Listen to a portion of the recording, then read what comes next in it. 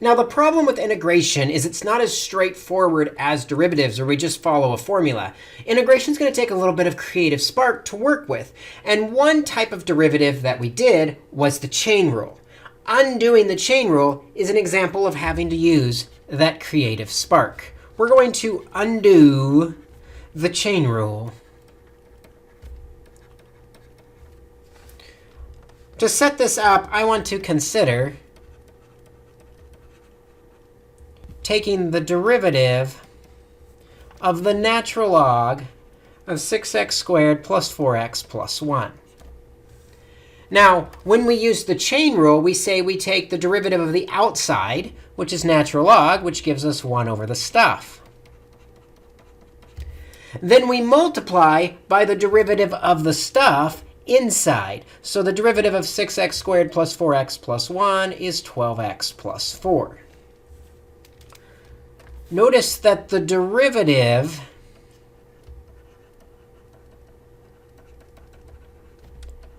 of the denominator is in the numerator. It's hiding inside of the problem. So let's look at what happens when we try and go backwards and we try to integrate the 12x plus 4 over the 6x squared plus 4x plus 1 dx. To help us see the chain rule that's hiding in there, to help me solve this, I'm going to create a new variable u, and I'm going to make it to what I believe to be the inner function. In other words, I think this 6x squared plus 4x plus 1 was the inner function. Then what I'll do is we'll write du to represent the derivative of u. And the derivative of u is 12x plus 4.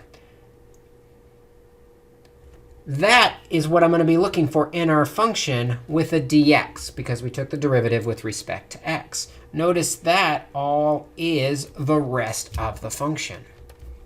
So when I do this, my integral has become all of that numerator, the 12x plus 4 dx, has become my du.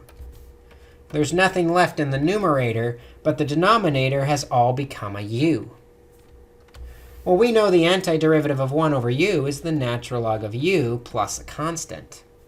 And we know that u is actually equal to 6x squared plus 4x plus 1. So this is going to be the natural log of 6x squared plus 4x plus 1 plus c.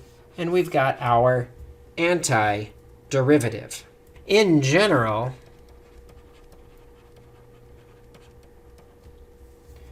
we're going to be taking the antiderivative of some function with another function inside of it times that function's derivative, dx. The trick is going to be to identify the u, that inside function, so that du, its derivative, g prime of x dx, is multiplied into the function. When we do, the function will become the antiderivative of f of, that g of x will transform into a u, and the g prime dx will transform into du.